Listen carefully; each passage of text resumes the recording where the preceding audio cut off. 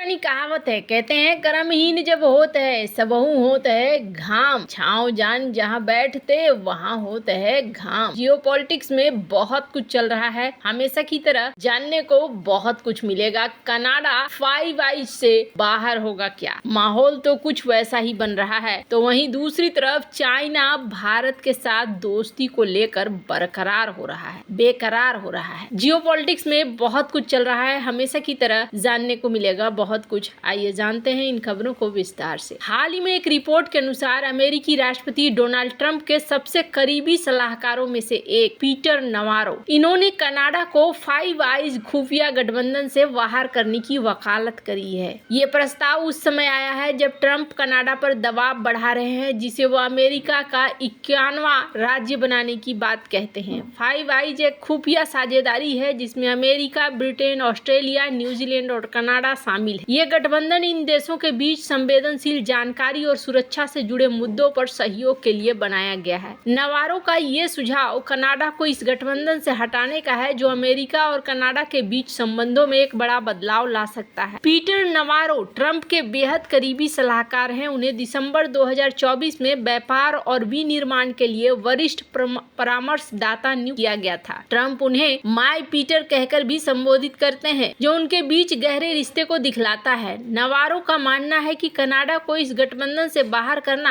अमेरिकी हितों के लिए बेहतर होगा। हालांकि ये स्पष्ट नहीं है कि ट्रंप इस प्रस्ताव का समर्थन करते हैं या नहीं। रिपोर्ट के मुताबिक इस मुद्दे पर व्हाइट हाउस में चर्चा चल रही है। कनाडा के प्रधानमंत्री जस्टिन ट्रूडो 9 मार्च को अपने पद से इस्तीफा देने वाले हैं। हाल ही में एक मौके पर उन्होंने कहा था कि ट्रंप का कनाडा को अमेरिका का हिस्सा बनाने का इरादा सचमुच गंभीर है। ये बयान तब आया जब ट्रंप ने कनाडा और मैक्सिको पर 25% टैरिफ लगाने की घोषणा की थी, जिसके बाद में ट्रूडो के आश्वासन के बाद वापस ले लिया गया। ट्रूडो ने दावा किया कि कनाडा से अमेरिका में आने वाले फेंटानिल को 90% तक कम कर दिया गया है। फिर भी ट्रंप और ट्रूडो के बीच संबंध हाल के हफ्तों में तनावपूर्ण रहे हैं। अगर कनाडा को फाइव आइज से हटाया जाता है तो ये न केवल कनाडा और अमेरिका के संबंधों को प्रभावित करेगा, बल्कि वैश्विक खुफिया सहयोग में भी असर डाल सकता है। कनाडा इस गठबंधन का एक अहम हिस्सा रहा है और आज के समय में हालात ऐसे हो गए हैं। अब आप जरा सोचिए, जिसकी नींव 1946 में रखी गई जब ब्रिटेन ने यूके यूएसए समझौते पर हस्ताक्षर किया, बाद में कनाडा, ऑस्ट्रेलिया और न्यूजीलैंड शामिल हुए। ये गठबंधन खास तौर पर शीत युद्ध के दौरान सोवियत संघ की जासूसी के लिए बनाया गया था और आज की डेट में यहाँ तक पहुँच गया है। इस गठबंधन से किसी देश को बाहर करने का एक ऐतिहासिक उदाहरण है क्यूबा। 1962 में शीत युद्ध के चरण पर क्यूबा को संगठन ऑफ अमेरिकन स्टेट्स से निष्कासित किया गया था। इसका कारण क्यूबा का सोवियत संघ के साथ गठजोड़ और अमेरिका के खिलाफ उसकी नीतियां थी। अमेरिका ने क्यूबा पर आर्थिक प्रतिबंध लगाए, उसे क्षेत्रीय सहयोग से बाहर कर दिया। इस घटना ने क्यूबा को लंबे समय तक अलग थलग कर दिया और अमेरिका के साथ उसके संबंधों को अस्थायी रूप से प्रभावित किया। अगर कनाडा को फाइव आइज से हटाया जाता है तो ये उसी तरह का कदम हो सकता है। हालांकि संदर्भ अलग है। क्यूबा का मामला वैचारिक था, जबकि कनाडा का मुद्दा ट्रंप की व्यक्तिगत और रणनीतिक नीतियों से जुड़ा हुआ है। कनाडा को फाइव आइज से हटाने का फैसला ऐतिहासिक रूप से महत्वपूर्ण होगा। इससे न केवल अमेरिका कनाडा संबंध प्रभावित होंगे, बल्कि वैश्विक खुफिया सहयोग में भी असर पड़ेगा। कनाडा की भौगोलिक निकटता और इसके संसाधन इसे अमेरिका के रणनीतिक रूप से महत्वपूर्ण बनाते हैं। अगर ये कदम उठाया जाता है तो ये ट्रंप की उस नीति को मजबूत कर सकता है जिसमें वो कनाडा को अपने प्रभाव क्षेत्र में लाना चाहते हैं। इससे अमेरिका के अन्य सहयोगियों के साथ भी तनाव बढ़ सकता है, जो कनाडा को गठबंधन में बनाए रखना पसंद करेंगे। अब यहाँ पर जिस तरीके का सीन ये पेश कर रहे हैं, उस सीन के बाद एक डर का माहौल हर एक के बीच में बना हुआ है कि डोनाल्ड ट्रंप न जाने कब क्या कर दे। जहां एक तरफ ये सब कुछ चल रहा है, वहीं दूसरी तरफ अमेरिका में ट्रंप की वापसी के बाद घबराया चीन लगातार भारत के साथ संबंध सुधारने की कोशिश में लगा हुआ है। ट्रंप के अभियान के बाद बीजिंग भारत को भी दुश्मन नहीं बनाना चाहता है। यही वजह है कि उसके सुर पूरी तरीके से बदले हुए हैं। अब भारत में चीनी राजदूत सू फेइहोंग ने दोनों देशों के बीच रिश्तों को वैश्विक स्तर पर सबसे महत्वपूर्ण और द्विपक्षीय संबंधों में से एक बताया। चीनी राजदूत ने कहा कि भारत और चीन एक दूसरे के लिए खतरा नहीं बल्कि विकास का अवसर हैं और वे प्रतिस्पर्धी नहीं बल्कि सहयोगी हैं। उन्होंने दोनों तरफ से लोगों के आवागमन की वकालत की और वास्तविक चीन और भारत को व्यापक रूप से प्रस्तुत करने करने के लिए इंटरनेट और सोशल मीडिया के उपयोग की बात कही। नई दिल्ली में चीन भारत युवा संवाद कार्यक्रम में बोलते हुए सू ने उम्मीद जताई कि भारतीय पक्ष चीनी युवाओं की भारत यात्रा के और सुविधाजनक बना सकता है। पिछले साल पूर्वी लद्दाख में 2 टकराव बिंदुओं पर सेना की वापसी पूरी होने के बाद बीजिंग की इच्छा सूची का हिस्सा है। उन्होंने कहा कि मुझे उम्मीद है कि युवा लोग एक खुली और तर्कसंगत मानसिकता बनाए रखेंगे और सूचना के जाल में नहीं फंसेंगे या नकारात्मक दृष्टिकोण से गुमराह नहीं होंगे। बीते साल अक्टूबर में प्रधानमंत्री नरेंद्र मोदी और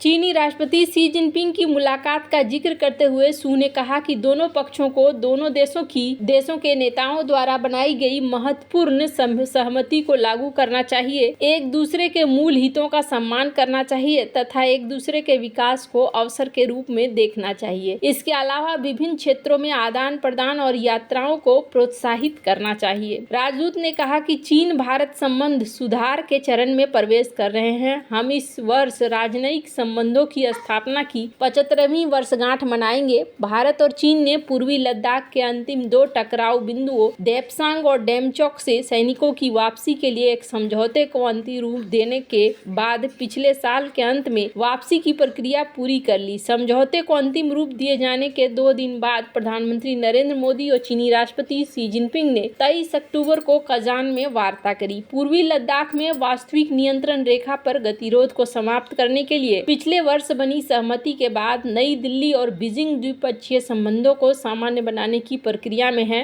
राष्ट्रीय सुरक्षा सलाहकार अजीत डोभाल और चीनी विदेश मंत्री वांग यी ने 18 दिसंबर को बीजिंग में 23वीं विशेष प्रतिनिधि वार्ता आयोजित की। कुछ सप्ताह के बाद विदेश सचिव विक्रम मिश्री चीन की राजधानी गए। उन्होंने अपने चीनी समकक्ष सुन वेइदोंग के साथ विदेश सचिव उप मंत्री तंत्र के तहत वार्ता की। सू ने कहा कि चीन भारत सीमा प्रश्न पर 23वें विशेष प्रतिनिधि बैठक और उप विदेश मंत्री विदेश सचिव वार्ता बीजिंग में सफलतापूर्वक आयोजित हुई तथा सीमा प्रश्न और व्यवहारिक सहयोग पर कई आम सहमतियां भी मिली हैं। हालांकि आपको बता दूं, पीएम मोदी और डोनाल्ड ट्रंप की जब बैठक हुई थी तो इस बैठक के बाद बहुत तरह की चीजें भी देखने को मिली थी। क्वाड को लेकर भी एक बैठक हुई थी जिसमें अमेरिका, जापान, ऑस्ट्रेलिया शामिल हैं। मोदी और ट्रंप की मीटिंग के बाद से थोड़ा परेशान तो था ही। डोनाल्ड ट्रंप जिस तरीके से अपना रुख बदल रहे हैं चाइना को लेकर भी वो चीज समझ में नहीं आ रही है, जिसकी वजह से चाइना